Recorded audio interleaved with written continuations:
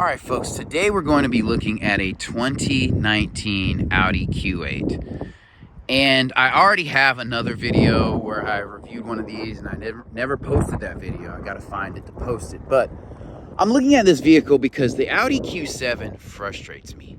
So Audi competes with BMW and Mercedes, and I get they don't have to do the same things, but the Audi Q7, which is their flagship SUV outside of the Q8, which is really their flagship, it starts off with a 2-liter turbocharged engine, which is not okay because the Audi A3 has a 2-liter turbocharged engine. So the output is different, but why would I want the same, engine that's an A3, A4, a Q3, and a Q7, especially if it's competing with the BMW X7 and the Mercedes GLS? But those are on a different level. I'm just going to say that. If you're not familiar with Audi, I'll say this. When you hop into an X7 or a Mercedes GLS, you can kind of tell the difference. Not that the Audi's trash, but it's like $20,000 plus cheaper MSRP. So it's not going to have the same things, and that 4-cylinder is the most glaring issue. But anyway, this is a very modern, very good-looking vehicle. And this is an imposing vehicle. It sits up kind of like a Cayenne, does. And, you can tell this is a luxury vehicle. And it doesn't look super dated. If I changed the wheels on this and told you this was a 2022, that would be believable. The wheels kind of dated a little bit. They're a little chunky. I don't mind them because I like Audi wheels. But anyway, we're going to take a look at this briefly. And the reason why I'm saying this Q8 is very, very dope is because it starts off with a 3-liter turbocharged engine. So looking at this, these wheels are going to be 20 inches. I still think they're nice. And if you're wondering what the difference between a Q8 and a Q7 is, this vehicle is a bit more swoopy. It's a bit more low slung. And therefore, it looks more modern to me. So not only does a Q8 look more modern, but you start off with a V6 engine, which is more apropos for a vehicle in this class. I don't know what it competes with the BMW. Maybe they have like an X6 or something. I don't know. But yeah, this vehicle does not have a bad angle on it. Obviously, Audi lights are going to be super dope. You're not going to have the headroom in this vehicle, but that's okay. One other drawback, and this is the case with a lot of Audis, is the fact that it does not have exposed exhaust tips. So I would rather have real dual exhaust poking out the back of the vehicle, but I digress. I mean, the edges on this vehicle are tastefully done. It's not too creased to where it looks like, something out of Tron, but it's not so smooth that it looks very basic. And the headlights are definitely A1 on this vehicle. So I also like the grill to bumper ratio. It's not too much like you find in a lot of Lexuses. So incredibly nice vehicle. This vehicle has 339 horsepower and 369 pound-feet of torque. Now that's not a ton of power. I would love for it to start, with 400 horsepower, but that is, a decent amount of power for this vehicle. And again, it is a V6. So I love that. And the the Mercedes GLS and the BMW X7 all start off with 6-cylinder engines. So we'll actually start with the tailgate. So back here, this is a 5-seater SUV. That's another thing with the Q8. You're not going to get a third row. It's more swoopy, coopy than anything else. This is definitely, a little bit more fashion over function, but that's okay. When you're getting a luxury vehicle, that's what you're going for. So I like the kick plate here. I like this mat here. Underneath here, I expect to have like an Audi, an Audi donut.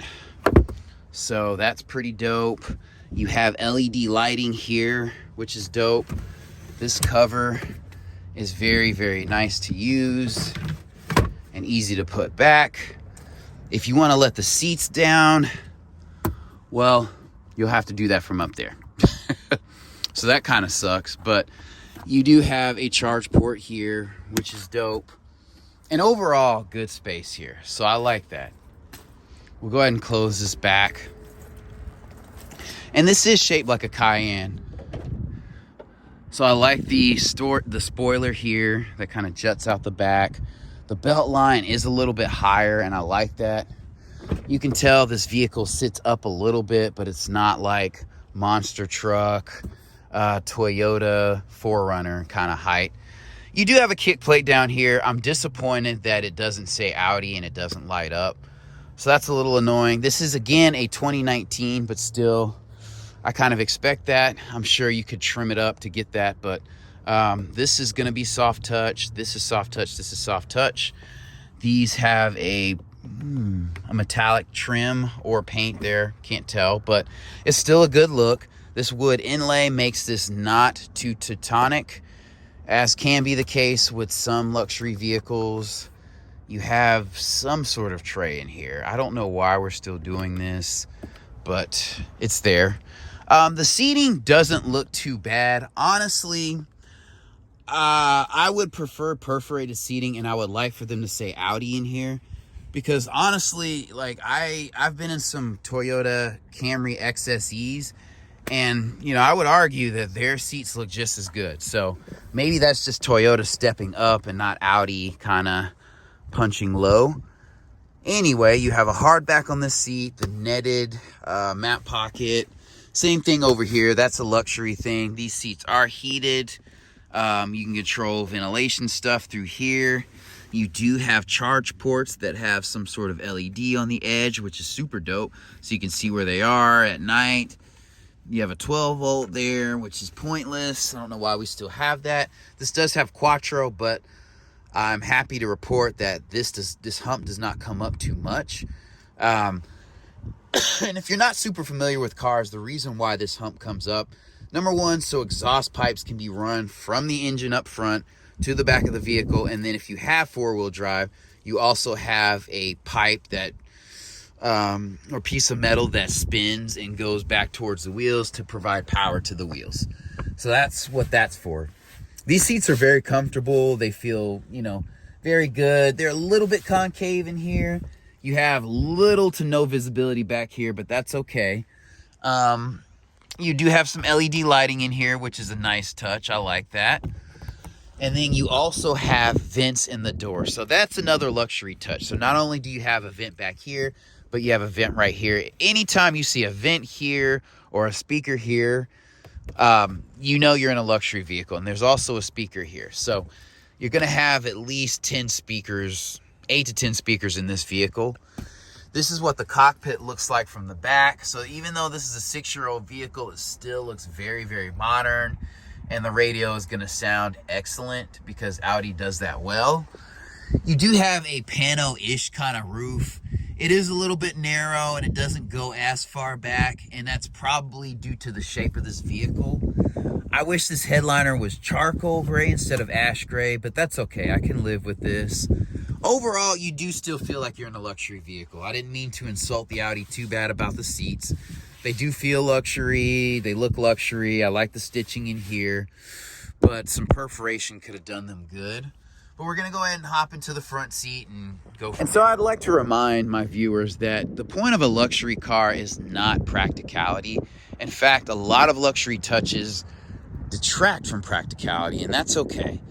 One thing to note, this vehicle does not have a running board on it. It's not a Tahoe. It's not an Expedition. It's not a Suburban, so you can get over that.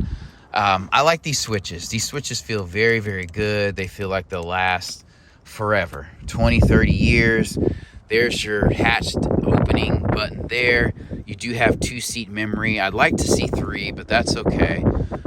This is an easy, very nice positioning for the door unlock buttons, and I like that the door handles here are up here and not down here or somewhere in here like they do with Mercedes. I get it. It's kind of cool because they're recessed, and a lot of times you have buttonry to open the door, but this is very nice to me. I'm not a fan of frameless doors, but I get it. On swoopy, coupy cars and SUVs, you're going to get that. Stepping inside, there is a little bit of a step-up height in here. It's not monstrous, like I said, but there is one, so keep that in mind. Obviously, the seats are going to be electronic. I wished, because this is a Q8, you had a flat bottom steering wheel. I get it in the Q7, Q5, Q3, but this is a sportier looking SUV and it needs to have a flat bottom steering wheel. I'm sure that's probably like a $750 option. Regardless, you do have an all digital instrument cluster. You know, your temperature gauge is there, fuel gauge is there. You do have 2 displays here, and they look modern. I like this implementation, honestly, because there are some Cadillacs and some Lincolns where everything's blacked out and you have no buttonry, and you just see these these lines, like chalk marks, for where, you know, the capacitive buttons are when the vehicle powers on. So that's kind of annoying. You have a drive mode selector here. You have some HVAC stuff here, which is dope. This is obviously off because the vehicle's not powered on. I like this. I love that you have an electronic parking brake. Obviously, that's important. Fun fact, you do not have anything in this tunnel. Again, this is an all-wheel drive vehicle, so that's probably part of the reason. And I love this wood inlay in here. That is a very nice touch. I like that this trim is here. It kind of gives it some nice accenting. It gives it a more upscale feel. You know, again, some of this is not super practical, but you have buttonry to kind of complement the system. So I'm not mad at that. Again, once you get to a certain level, it's really not about practicality. What if the screen goes out? You got to drive to the dealership and pay, you know, $500 for them to diagnose it. That's just the way it is. So with that being said, the radio is nice, it's loud, it's voluminous, just like any other luxury car. And I would say this, if you're looking to step up to a luxury vehicle, the sound is going to be more clean than it is loud. So if you're wanting like trunk rattling bass or just this like harsh loudness and you don't really care about quality, you might be a little disappointed by luxury vehicles. I love the way Audi implements these vents. Just the shape and the design looks very luxurious, even if it's not like the most practical. You have a slot here, even though that's not a vent. And it just ties the rest of the interior design together very well. It's kind of cool that I can cut this off. And I think holding that will cut everything off. Your stop-start button is here. Your hazard button is here. That always needs to be a button. That should definitely not be an impractical thing. As you can see here, there's risk for cracking here and some chipping. So that kind of sucks, but it happens. You do have a wireless charge port here, and then you do also have USB-A ports here, and then a grippy surface here to put some other stuff, maybe a credit card or something like that. This is not deep at all, and you know, it's not something where you can pull this insert out. Again, that tunnel is sealed. We will look under the hood. You do have paddles on this vehicle, which is cool. It has a standard V6, so I'm digging that. You know, you do have a stock for your cruise control, you know, which happens. These are your radio infotainment buttons. These are your phone buttons. This is an electronic horn, so it's not going to go off, you know, when the vehicle's off. And then you do have LED lighting up here. So all in all, this is a very nice SUV. So, but I will say I can see why, if I'm being honest, I can see why brands like Hyundai Genesis are coming up. Because when you hop in those vehicles, the interiors feel on par. You know, even if they don't last as long and they kind of rattle more, just when you're at a dealership in a new car, they can get you. I see why. So you're not going to be doing anything with this engine. You can see some places for fluid, a lot of electronic components in here. You know, this is a turbocharged engine. Doesn't even tell you what kind of oil to use. VW doesn't even do that. So, yeah, this is not for practicality. Unless you're adding windshield wiper fluid, you got to go to the dealer. I don't know what to tell you. But as you can see, this vehicle was made in 2019. And, yeah, if you're in the market for a Q7, this is going to cost you a little bit more, but I would say it's worth it. I would just save or spend the extra money to jump to the Q8 unless you need the third row. This just looks more luxurious, it looks sportier, and it looks more modern than the Q7. It's just more sleek.